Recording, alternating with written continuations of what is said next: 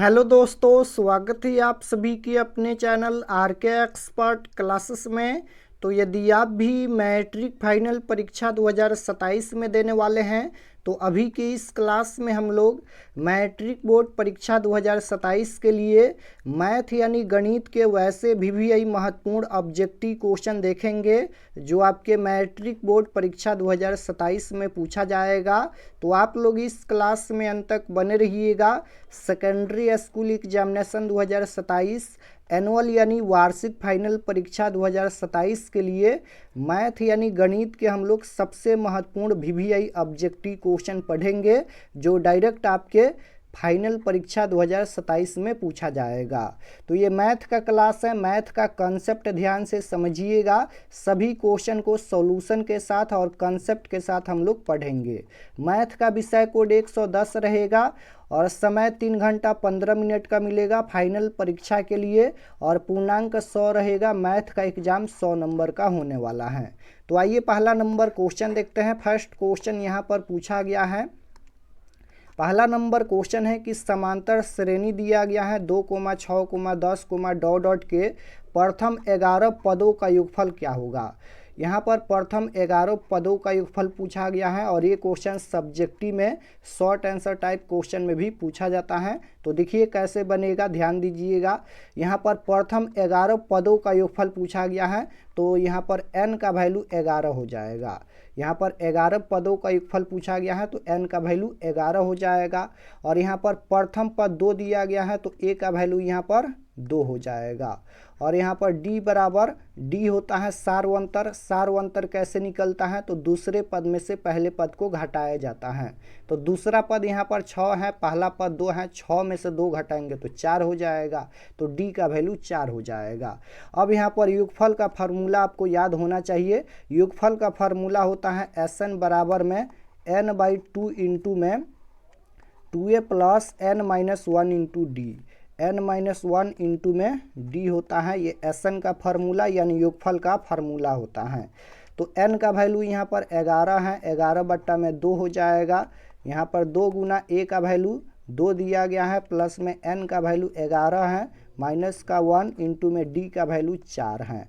तो यहाँ पर हो जाएगा 11/2 इंटू में 2 दूना ये 4 हो जाएगा, और प्लस का 11 में से 1 घटाएंगे तो 10 हो जाएगा, और गुना में यहाँ पर 4 हो जाएगा। तो यहाँ पर 11/2 हो जाएगा इंटू में 4 प्लस 10 चौका 40 हो जाएगा। तो यहाँ पर लिख सकते हैं 11/2 और गुना में 40 और 10 40 और 4 44 हो जाएगा। तो यहाँ पर 22 दूना 44 हो जाएगा।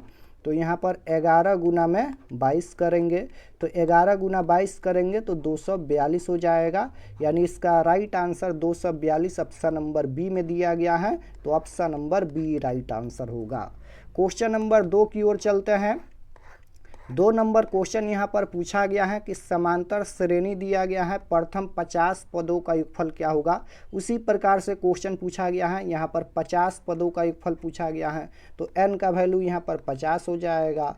और यहाँ पर a का वैल्यू देखिएगा 2 है, और d का वैल्यू तो यहाँ पर 4 में से 2 घटाएंगे तो 2 हो जाएगा। तो Sn का फार्मूला यानी योगफल का फार्मूला होता है यहाँ पर n/2 इंटू में 2a प्लस n-1 इंटू में d होता है।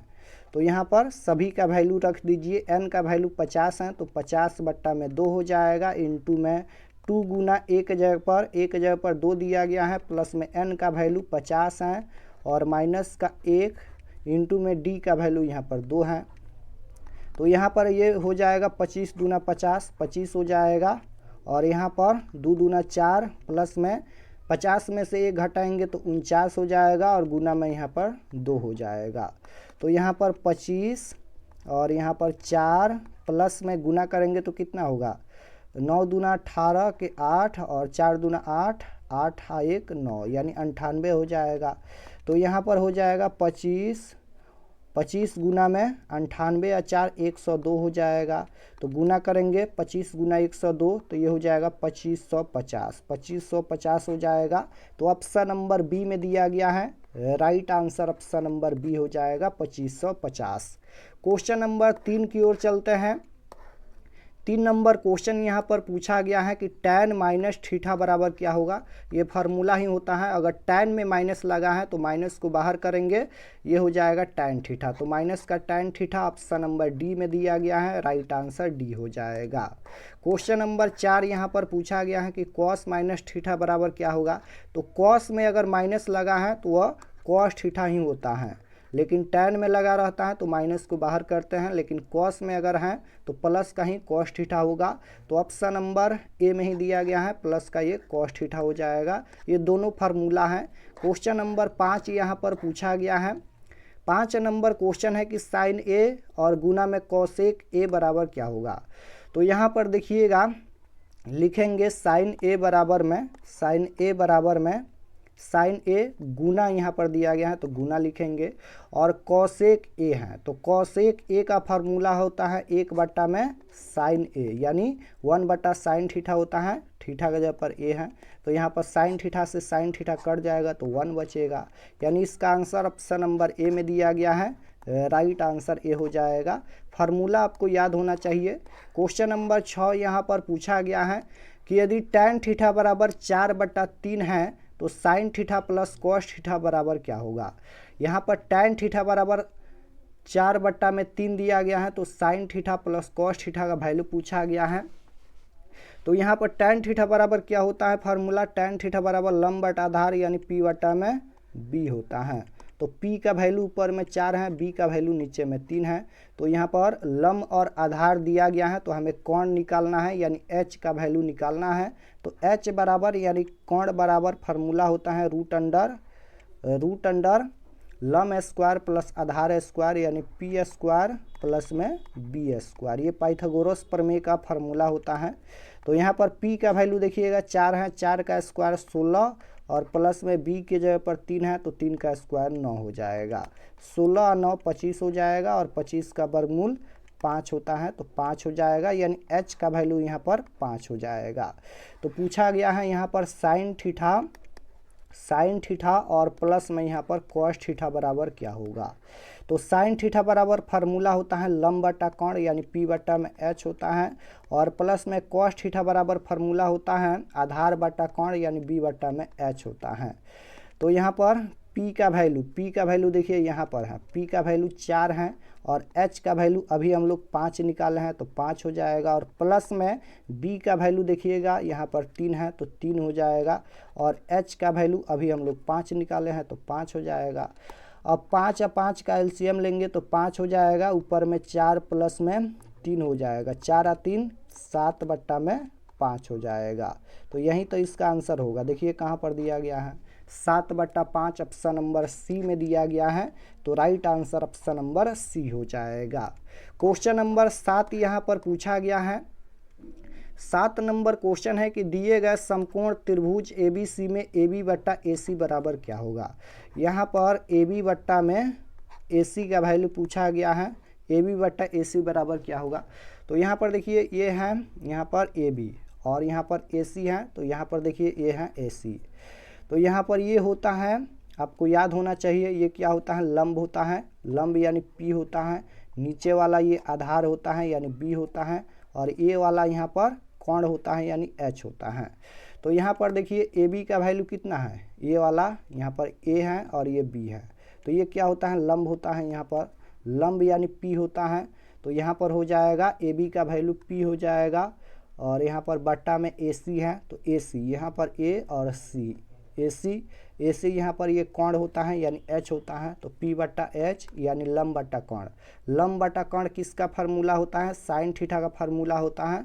तो यहाँ पर हो जाएगा साइन थीटा, और थीटा का वैल्यू देखिए सभी में यहाँ पर अल्फा है, सभी में अल्फा है, तो थीटा के जगह पर हम लोग अल्फा लिख सकते हैं, साइन अल्फा, यानी इसका आंसर ऑप्शन नंबर ए हो जाएगा, साइन अल्फा। क्वेश्चन नंबर 8 यहाँ पर पूछा गया है। 8 नंबर क्वेश्चन देखिएगा, यहाँ पर 2 इंटू में 1 माइनस साइन स्क्वायर ए बट्टा कॉस स्क्वायर ए बराबर क्या होगा। तो यहाँ पर 2 इंटू में 1 माइनस साइन स्क्वायर थीटा बराबर कॉस स्क्वायर थीटा, ये फार्मूला होता है। तो 1 माइनस साइन स्क्वायर थीटा के जगह पर हम लोग कॉस स्क्वायर थीटा लिख सकते हैं, क्योंकि ये फार्मूला है। और बट्टा में भी यहाँ पर दिया गया है कॉस स्क्वायर थीटा, तो कॉस स्क्वायर थीटा से कॉस स्क्वायर थीटा कट जाएगा तो 2 बचेगा। तो 2 ऑप्शन नंबर सी में दिया गया है, तो राइट आंसर सी हो जाएगा। क्वेश्चन नंबर 9 यहाँ पर पूछा गया है कि यदि a बराबर 35 डिग्री हो तो साइन a गुना कोसेक a का मान क्या होगा। यहाँ पर थीटा का वैल्यू 35 डिग्री दिया गया है, तो a के जगह पर 35 डिग्री रख दीजिए। तो यहाँ पर लिखेंगे साइन a के जगह पर 35 डिग्री और गुना में यहाँ पर कोसेक a के जगह पर 35 डिग्री। तो यहाँ पर डायरेक्ट साइन 35 डिग्री का वैल्यू नहीं होता है, तो इसको हम लोग लिख देते हैं साइन 35 डिग्री है तो साइन 35 डिग्री लिख देते हैं, और गुना में कोसेक 35 डिग्री है। तो कोसेक थीटा का एक फार्मूला होता है 1 में साइन थीटा, तो यहाँ पर 1 में साइन थीटा के जगह पर 35 डिग्री है, तो यहाँ पर साइन 35 से साइन 35 कट जाएगा तो 1 बचेगा। तो ऑप्शन नंबर सी में दिया गया है, राइट आंसर सी हो जाएगा। क्वेश्चन नंबर 10 यहाँ पर पूछा गया है। 10 नंबर क्वेश्चन है कि यदि साइन थीटा बराबर में y है तो कॉस थीटा का मान क्या होगा। कॉस थीटा पूछा गया है। साइन थीटा बराबर फार्मूला होता है लंब बटा कोण, साइन थीटा बराबर लंब बटा कोण यानी p/h होता है। तो p का वैल्यू y दिया गया है, लेकिन h के जगह पर यानी बट्टा में कुछ भी नहीं है तो 1 लिख सकते हैं, तो p के जगह पर y हो जाएगा, और बट्टा में h का वैल्यू यहाँ पर कुछ भी नहीं है तो 1 लिख सकते हैं।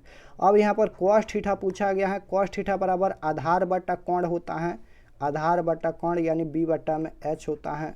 तो यहाँ पर h का वैल्यू हमें h दिया गया है, p दिया गया है, लेकिन b नहीं दिया गया है, तो b का वैल्यू हम लोग निकाल लेते हैं। b बराबर फार्मूला होता है कोण square minus lump square.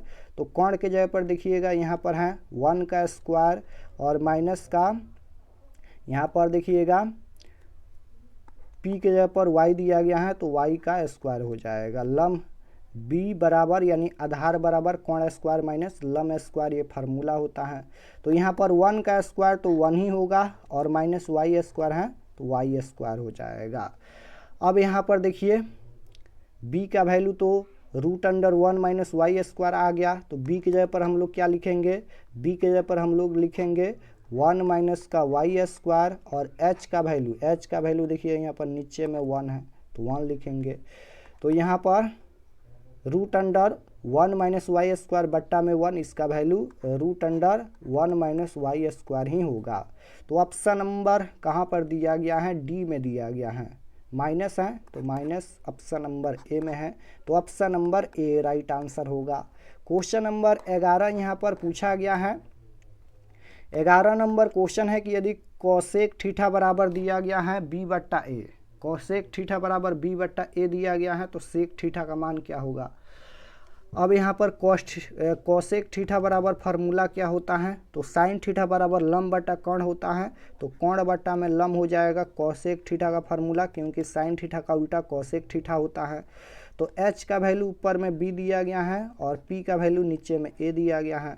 Sec theta बराबर फार्मूला क्या होता है, तो कॉस थीटा बराबर आधार बटा कोण होता है, तो ये कोण बट्टा में आधार हो जाएगा, क्योंकि कॉस थीटा का उल्टा सेक थीटा होता है। तो कॉस थीटा बराबर आधार बटा कोण, तो सेक थीटा बराबर कोण बट्टा आधार हो जाएगा।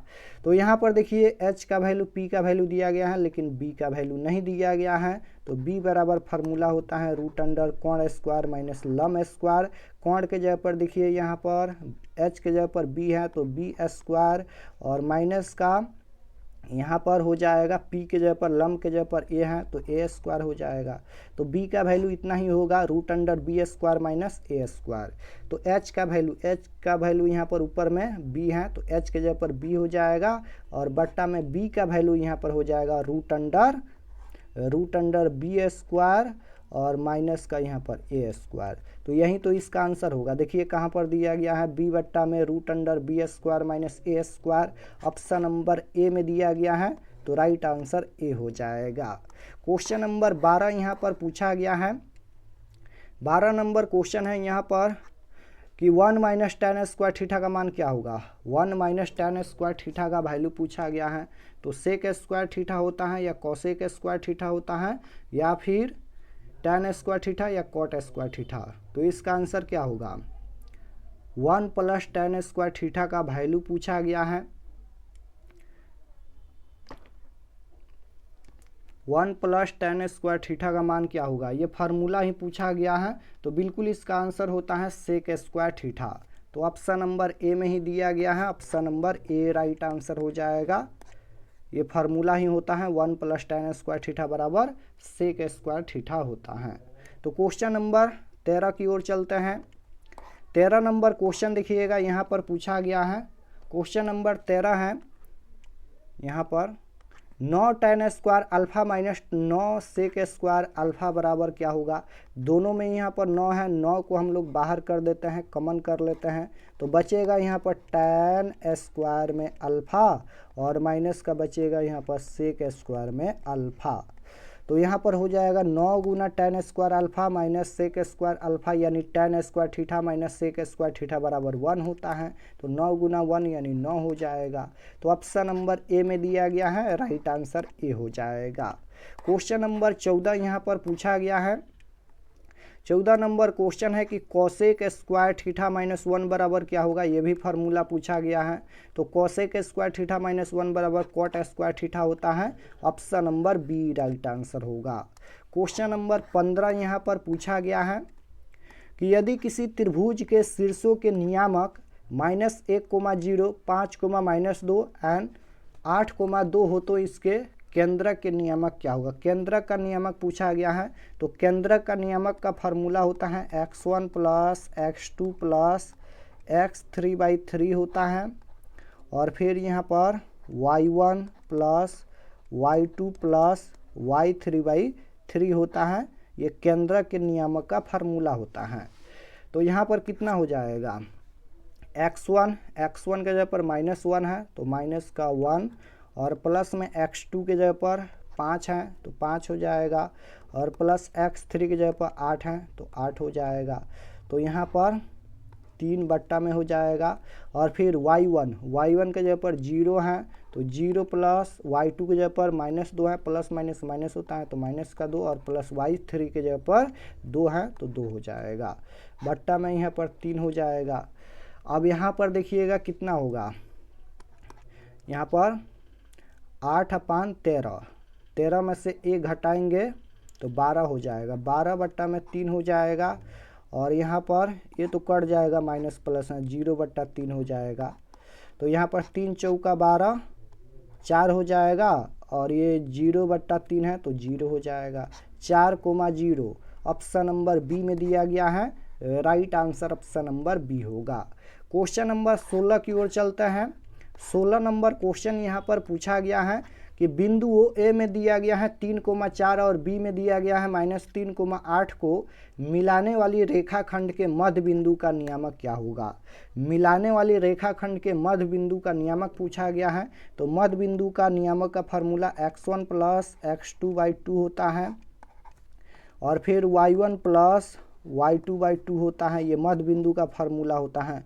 x1 के जगह पर देखिएगा 3 दिया गया है तो 3, प्लस x2 के जगह पर -3 है तो प्लस माइनस माइनस होता है, यहाँ पर -3 लिख देते हैं, और बट्टा में 2 हो जाएगा। और y1 के जगह पर 4 है, प्लस y2 के जगह पर 8 है, बट्टा में 2 हो जाएगा। यहाँ पर कितना हो जाएगा, 3 - 3 यानी 0/2 हो जाएगा, और 8 और 4 12, 12/2 हो जाएगा। तो यहाँ पर ये 0 हो जाएगा, यहाँ पर ये 0, और फिर यहाँ पर 6 दूना 12, 6, 0 6, 0 6 ऑप्शन नंबर डी में दिया गया है, राइट आंसर डी हो जाएगा। क्वेश्चन नंबर 17 यहाँ पर पूछा गया है कि द्विघात समीकरण दिया गया है, मूलों के योग का मान क्या होगा। मूलों का योग पूछा गया है। मूलों का योग यानी अल्फा प्लस बीटा होता है। अल्फा प्लस बीटा बराबर फार्मूला -b/a होता है। -b के जगह पर यहाँ पर +2 है तो माइनस प्लस माइनस होता है तो माइनस का 2, और a के जगह पर x² के गुणांक में कुछ भी नहीं है तो यहाँ पर 1 है, तो -2/a का मतलब -2 होता है। तो -2 ऑप्शन नंबर ए में दिया गया है, राइट आंसर ए हो जाएगा। क्वेश्चन नंबर 18 यहाँ पर पूछा गया है कि द्विघात समीकरण दिया गया है, मूलों की प्रकृति पूछा गया है। प्रकृति बताने के लिए सबसे पहले विवेचक ज्ञात करना होगा। तो d बराबर फार्मूला होता है b² - 4ac, ये विवेचक का फार्मूला होता है। बी के जगह पर कुछ भी नहीं है तो 1 है, तो 1 का स्क्वायर करेंगे, यहाँ पर 1 का स्क्वायर माइनस 4 गुना 1 के जगह पर एक्स स्क्वायर के गुणांक में कुछ भी नहीं है तो 1 है। सी के जगह पर 5 है, 1 का स्क्वायर 1 माइनस यहाँ पर 4 एकम 4 और 4 पचे 4 गुना 5 करेंगे तो 4 पचे 20 हो जाएगा, यानी माइनस का 19 हो जाएगा। तो यहाँ पर माइनस का 19 आ गया, यानी डी का मान 0 से छोटा है। तो अगर डी का मान 0 से छोटा है तो मूल अवास्तविक होता है, यानी कोई वास्तविक मूल नहीं होता है, मूल अवास्तविक होता है। तो राइट आंसर सी हो जाएगा। मूलों की प्रकृति क्या होगा? अवास्तविक। क्वेश्चन नंबर 19 यहाँ पर पूछा गया है कि के किस मान के लिए द्विघात समीकरण के मूल वास्तविक अंश समान हैं। मूल वास्तविक अंश समान है, तो यहाँ पर मूल वास्तविक अंश समान कब होता है? तो मूल वास्तविक अंश समान पूछा गया है तो डी बराबर में 0 होता है, तब यहाँ पर मूल वास्तविक और समान होता है। तो यहाँ पर लिखेंगे डी बराबर बी स्क्वायर माइनस 4ac बराबर में 0 करेंगे, क्योंकि मूल वास्तविक और समान है। तो डी का मान 0 हो जाएगा। तो बी स्क्वायर है तो बी के जगह पर 6 है, 6 का स्क्वायर 36 हो जाएगा, माइनस 4 गुना ए के जगह पर एक्स स्क्वायर के गुणांक में कुछ भी नहीं है तो 1 लिखेंगे, और सी के जगह पर के है बराबर में 0 हो जाएगा। तो यहाँ पर हो जाएगा 36 माइनस ये हो जाएगा 4 के बराबर में 0, तो यहाँ पर कितना हो जाएगा? 36 बराबर ये माइनस 4 के हैं, इधर आएगा तो प्लस का 4 के हो जाएगा। तो यहाँ पर कितना हो जाएगा? के बराबर में ये 36 बट्टा में 4 हो जाएगा, तो कितना हो जाएगा? 9 चौका 36 होता है, तो यहाँ पर के का मान कितना हो जाएगा? 9 हो जाएगा। तो ऑप्शन नंबर बी में दिया गया है, के का वैल्यू पूछा गया है तो के का वैल्यू 9 होगा। Option number B right answer. Question number 20 number question है कि यदि द्विघात समीकरण x square plus x minus 20 बराबर 0 है, इसका एक मूल यहाँ पर 4 दिया गया है, तो दूसरा मूल क्या होगा? दूसरा मूल पूछा गया है, तो पहला मूल यहाँ पर 4 है, यानी पहला मूल यहाँ पर अल्फा हो जाएगा और दूसरा मूल यहाँ पर बीटा हो जाएगा। तो दूसरा मूल यानी बीटा का वैल्यू हमें निकालना है। तो सबसे पहले हम लोग मूलों का गुणनफल निकालते हैं। मूलों का गुणनफल यानी सी बट्टा ए फार्मूला होता है। सी के जगह पर यहाँ पर -20 है, तो माइनस का 20 और बट्टा में ए के जगह पर एक्स स्क्वायर के गुणांक में कुछ भी नहीं है तो 1 लिखेंगे। -20 के जगह पर -20 बट्टा 1 का मतलब होता है -20, तो यहाँ पर मूलों का गुणनफल -20 हो गया। अब हम लोग क्या करेंगे? तो यहाँ पर अल्फ़ा गुना बीटा करेंगे, अल्फ़ा गुना में बीटा और बराबर में -20 हम लोग रख देंगे, तो यहाँ पर दूसरा मूल आ जाएगा। तो अल्फ़ा का वैल्यू पहला मूल यहाँ पर 4 है, तो 4 गुना बीटा का वैल्यू हमें निकालना है, तो बीटा और बराबर में -20 हो जाएगा। तो यहाँ पर 4 गुना बीटा यानी 4 बीटा हो जाएगा और बराबर में -20, तो यहाँ पर बीटा बराबर में -20 बट्टा में 4 हो जाएगा, तो 4 पचे 20 -5 हो जाएगा। तो बीटा का वैल्यू यहाँ पर कितना आएगा? बीटा बराबर -5 आएगा। तो बीटा देखिएगा यहाँ पर दूसरा मूल हम लोग बीटा माने थे, तो दूसरा मूल क्या होगा? -5 होगा। तो ऑप्शन नंबर सी में दिया गया है, राइट आंसर सी हो जाएगा। क्वेश्चन नंबर 21 यहाँ पर पूछा गया है। 21 नंबर क्वेश्चन है कि द्विघात समीकरण दिया गया है, मूलों की प्रकृति क्या होगी? मूलों की प्रकृति पूछा गया है, तो विवेचक निकाल लीजिए। डी बराबर बी स्क्वायर माइनस 4ac, तो b के जगह पर -3 है, -3 का स्क्वायर प्लस का 9 हो जाएगा, और -4 गुना a के जगह पर 6 है और c के जगह पर 5 है, तो यहाँ पर 9 और माइनस का ये कितना हो जाएगा? यहाँ पर कितना हो जाएगा? 5 छक 30 और 30 चौका कितना हो जाएगा? 5 छक 30 और 30 चौका हो जाएगा 120। तो यहाँ पर 9 में से 120 घटाएंगे तो कितना हो जाएगा? तो ये हो जाएगा माइनस का 111। तो ये माइनस का आ गया, यानी डी का मान यहाँ पर 0 से छोटा हो गया, तो मूल वास्तविक नहीं होगा, यानी अवास्तविक होगा, तो वास्तविक नहीं, यानी ऑप्शन नंबर सी हो जाएगा। मूल वास्तविक नहीं होगा, option number C right answer. Question number 22 की ओर चलते हैं। 22 नंबर क्वेश्चन यहाँ पर पूछा गया है, √12 का परमेयकरण गुणांक क्या होगा? √12 का परमेकरण गुणांक पूछा गया है। √12 को अगर हम लोग सबसे पहले 12 का फैक्टर करेंगे, 2 से कटाएंगे, 6 2 से कटाएंगे तो यहाँ पर 3 हो जाएगा। तो √12 का परमेकरण गुणांक पूछा गया है, तो √12 को हम लोग 2√3 लिख सकते हैं।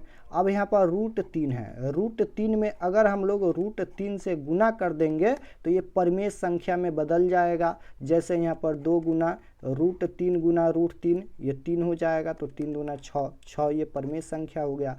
तो वहीं पूछा गया है कि परमेयकरण गुणांक क्या होगा। तो अगर हम लोग √3 में यहाँ पर √3 से गुना कर देते हैं तो ये परमेय संख्या में बदल जाएगा। तो हम लोग गुना कितना से किए थे, √3 से, तभी तो ये परमेयकरण गुणांक हो जाएगा, क्योंकि ये परमेय संख्या हो जाएगा। तो परमेयकरण गुणांक √3 होगा। ऑप्शन नंबर ए में दिया गया है, राइट आंसर ए हो जाएगा। क्वेश्चन नंबर 23 यहाँ पर पूछा गया है, यदि Q एक धनात्मक पूर्णांक है तो निम्नलिखित में कौन धनात्मक विषम पूर्णांक नहीं है। विषम पूर्णांक नहीं पूछा गया है। तो Q के जगह पर हम लोग चेक करते हैं 1 रखकर या 2 रखकर या 3 रखकर कि कौन यहाँ पर विषम संख्या नहीं होता है। तो यहाँ पर देखिए 8 गुना Q के जगह पर 1 + 1, तो 8 एकम 8, 8 1 9, 9 यहाँ पर ये विषम संख्या है, तो ये ऑप्शन गलत है। बी ऑप्शन देखिए 8 गुना Q के जगह पर 1 प्लस में 4, 8 एकम 8 और 8 4 हो जाएगा 12, 12 यहाँ पर ये विषम संख्या नहीं है। तो right answer option number B हो जाएगा। 8Q + 4 ये विषम पूर्णांक का रूप नहीं है। क्वेश्चन नंबर 24 यहाँ पर पूछा गया है, यदि भाग एल्गोरिथम A बराबर BQ + R में A का मान 72 दिया गया है, Q का मान 8 दिया गया है, R का वैल्यू 0 है, तो B का मान क्या होगा। तो यहाँ पर A बराबर BQ + में R में A का वैल्यू 72 दिया गया है, तो A के जगह पर 72 बराबर B का वैल्यू निकालना है, तो B गुना Q के जगह पर 8 है प्लस R का वैल्यू 0 है, तो 72 बराबर ये हो जाएगा 8B। तो यहाँ पर हो जाएगा 72 और ये 8 गुना में है तो ये बट्टा में हो जाएगा, बराबर में B। तो यहाँ पर कितना हो जाएगा, 8 9 72, 9 हो जाएगा। तो 9 बराबर B या फिर B बराबर में 9, तो B का वैल्यू 9 आएगा। ऑप्शन नंबर ए में दिया गया है, राइट आंसर ए होगा। क्वेश्चन नंबर 25 यहाँ पर पूछा गया है कि सेक B गुना कॉस B बराबर क्या होगा। ये डायरेक्ट फार्मूला होता है, 1 इसका आंसर हो जाएगा, या फिर आप लोग सॉल्व कर लीजिए। सेक थीटा को हम लोग 1/cos थीटा लिख सकते हैं, तो cos थीटा के जगह पर B है और गुना में यहाँ पर cos B है, तो ये भी cos B हो जाएगा। तो यहाँ पर cos B से cos B कट जाएगा तो 1 ही बचेगा, राइट आंसर डी हो जाएगा। क्वेश्चन नंबर 26 यहाँ पर पूछा गया है, 1/sin थीटा बराबर क्या होगा। तो 1/sin थीटा बराबर cosec थीटा होता है, right answer option number B हो जाएगा। क्वेश्चन नंबर 27 यहाँ पर पूछा गया है कि दो बिंदुओं x1 y1 और x2 y2 किसी तल में है, तो इसके बीच का दूरी पूछा गया है। तो बीच का दूरी का फार्मूला होता है √x2 - x1 के स्क्वायर प्लस y2 - y1 के स्क्वायर। तो ऑप्शन नंबर बी में दिया गया है, ये डायरेक्ट फार्मूला है, तो ऑप्शन नंबर बी हो जाएगा। ये दूरी सूत्र होता है, याद रखिएगा। दूरी सूत्र क्या होता है, √x2 - x1 का स्क्वायर प्लस y2 - y1 के स्क्वायर होता है। क्वेश्चन नंबर 28 यहाँ पर पूछा गया है कि √64/81 प्लस √16/9 है। तो यहाँ पर ये कौन सी संख्या है, परमेय संख्या या फिर अपरमेय संख्या। तो 64 का वर्गमूल होता है 8 और 81 का 9, प्लस में 16 का 4 होता है और 9 का यहाँ पर 3 होता है, ये रूट से बाहर हो जाएगा। तो यह एक परमेय संख्या है, right answer option number A हो जाएगा, क्योंकि ये रूट से बाहर हो जाएगा तो यह परमेय संख्या होगा। क्वेश्चन नंबर यहाँ पर 29 पूछा गया है, यदि 2x प्लस में 3y बराबर 11 और 2x - 4y बराबर में -24 हैं, तो x और y का वैल्यू क्या होगा। इसको विलोपन विधि या प्रतिस्थापन विधि से बना सकते हैं, या फिर डायरेक्ट आप लोग वैल्यू रखकर चेक कर लीजिए। जैसे ए ऑप्शन को चेक करेंगे, x के जगह पर 2 और y के जगह पर 4 रखकर, तो यहाँ पर 11 आ जाना चाहिए और इसमें रखने पर -24 आ जाना चाहिए। चेक कर लेते हैं। तो यहाँ पर 2 गुना x के जगह पर 2 प्लस में 3 गुना y के जगह पर 4, तो यहाँ पर 2 दूना 4 और प्लस में कितना हो जाएगा, ये 4 तिहाई 12, तो 12 4 ये 16 हो जाएगा। ये बिल्कुल गलत है, ये ऑप्शन नहीं होगा। बी ऑप्शन को चेक करते हैं। x के जगह पर यहाँ पर -2 और y के जगह पर प्लस में 3 गुना y के जगह पर -5, तो यहाँ पर हो जाएगा 2 दूना 4 माइनस का 4 और प्लस में यहाँ पर हो जाएगा 5 तिहाई 15, ये माइनस का 15 हो जाएगा। बिल्कुल ये भी नहीं होगा। सी ऑप्शन को चेक करते हैं। x के जगह पर हम लोग x के जगह पर -3 प्लस में 3 गुना y के जगह पर 1, तो यहाँ पर हो जाएगा 3 दूना 6 माइनस का 6 और प्लस में यहाँ पर कितना होगा 3 कम 3 हो जाएगा, तो ये भी नहीं होगा। यहाँ पर ये माइनस का 3 हो जाएगा, बिल्कुल ये भी नहीं होगा। तो एक बचा डी ऑप्शन। डी ऑप्शन को भी चेक कर लेते हैं। x के जगह पर हम लोग -2 रखेंगे और प्लस में y के जगह पर 5 रखेंगे, तो यहाँ पर हो जाएगा 2 दूना 4 माइनस का 4 और प्लस का 5 तिहाई 15, तो यहाँ पर 15 में से 4 घटाएंगे तो कितना हो जाएगा 11 होगा, तो प्लस का 11, बिल्कुल ये सही है। अब बी ऑप्शन को यहाँ पर इसको चेक करते हैं, यानी समीकरण 2 में चेक करते हैं कि x के जगह पर -2 और y के जगह पर 5 रखने पर ये -24 आता है कि नहीं, तो इसको भी चेक कर लेते हैं। तो 2 गुना x के जगह पर -2 प्लस में यहाँ पर माइनस का 4 y के जगह पर 5, तो यहाँ पर कितना हो जाएगा 2 दूना 4 माइनस का 4 और माइनस 5 चौका 20 हो जाएगा। तो यहाँ पर कितना हो जाएगा माइनस माइनस ये प्लस हो जाएगा, लेकिन चिन्ह माइनस का ही रहेगा, तो 20 और 4 24 माइनस का 24, बिल्कुल ऑप्शन नंबर डी सही है, तो ऑप्शन नंबर डी हो जाएगा। इसको आप लोग विलोपन विधि या प्रतिस्थापन विधि से भी बना सकते हैं। क्वेश्चन नंबर 30 की ओर चलते हैं। 30 नंबर क्वेश्चन यहाँ पर पूछा गया है। रैखिक समीकरण दिया गया है, कितने हल होंगे, तो a1 बटा a2 बराबर b1 बटा b2 बराबर c1 बटा c2 के फार्मूला से चेक करते हैं। a1 के जगह पर यहाँ पर 2 है, a2 के जगह पर 6 है, b1 के जगह पर -3, b2 के जगह पर -9, c1 के जगह पर 2 है, c2 के जगह पर 5 है, तो ये हो जाएगा यहाँ पर 1 बट्टा में 2 तिहाई 6, 1 बट्टा में 3 बराबर 3 तिहाई 9, 1 बट्टा में ये 3 हो जाएगा, ये माइनस माइनस प्लस हो जाएगा और बराबर 2 बट्टा 5 हो जाएगा। तो ये दोनों बराबर हैं यहाँ पर, लेकिन यहाँ पर ये बराबर नहीं है, यानी a1 बट्टा a2 बराबर है b1 बट्टा b2 के, लेकिन बराबर यहाँ पर ये नहीं है c1 बट्टा c2 के। तो जब a1 बट्टा a2 बराबर होता है b1 बट्टा b2 लेकिन बराबर नहीं होता है c1 बट्टा c2 के, तो इसका कोई हल नहीं होता है। Right answer option number B हो जाएगा, इसका कोई हल नहीं होगा। क्वेश्चन नंबर 31 यहाँ पर पूछा गया है कि x अक्ष पर स्थित किसी बिंदु के निर्देशांक का रूप क्या होगा, तो यहाँ पर y का मान 0 होना चाहिए, y का वैल्यू यहाँ पर 0 है, तो ऑप्शन नंबर ए हो जाएगा। 32 नंबर क्वेश्चन देखिए यहाँ पर है, y अक्ष पर सभी बिंदुओं का भुज का मान 0 होता है, option number B right answer. Question number 33 देखिए, बिंदु दिया गया है -2,5 ये किस चतुर्थांश में स्थित है, तो प्रथम चतुर्थांश में क्या होता है, प्रथम में प्लस होता है, द्वितीय में क्या होता है माइनस प्लस होता है, तृतीय में क्या होता है तो माइनस माइनस होता है, और चतुर्थ में होता है प्लस माइनस। तो यहाँ पर माइनस है और यहाँ पर प्लस है, माइनस प्लस किस में होता है, माइनस प्लस द्वितीय में होता है, तो यह बिंदु द्वितीय पाद या द्वितीय चतुर्थांश में स्थित है, तो राइट आंसर बी हो जाएगा। क्वेश्चन नंबर 34 देखिए यहाँ पर पूछा गया है कि 1/√3 ये किसका मान है, किसका मान है चेक कर लेते हैं। 37 डिग्री का मान 1/2 होता है, ये गलत है। tan 30 डिग्री का मान ही 1/√3 होता है, तो option number B right answer हो जाएगा। tan 30 डिग्री का मान ही 1/√3 होता है। tan 45 डिग्री का मान 1 होता है, cos 60 डिग्री का मान 1/2 होता है, तो option number B right answer होगा। क्वेश्चन नंबर 35 देखिएगा यहाँ पर है कि sin 90 डिग्री गुना tan 60 डिग्री गुना cos 30 डिग्री बराबर क्या होगा।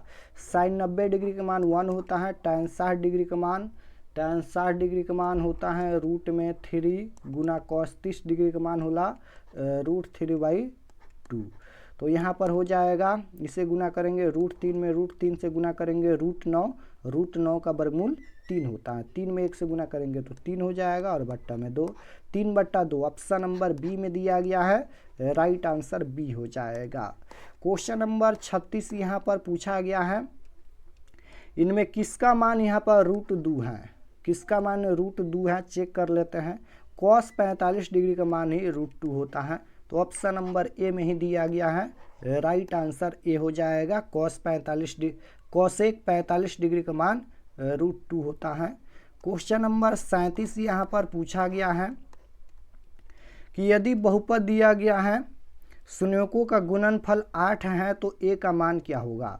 यहाँ पर alpha into beta, alpha into में बीटा होगा, अल्फा इंटू बीटा बराबर फार्मूला होता है C/A, क्योंकि गुणनफल ही पूछा गया है, गुणनफल 8 है तो ए का मान, तो अल्फा इंटू बीटा बराबर C/A होता है।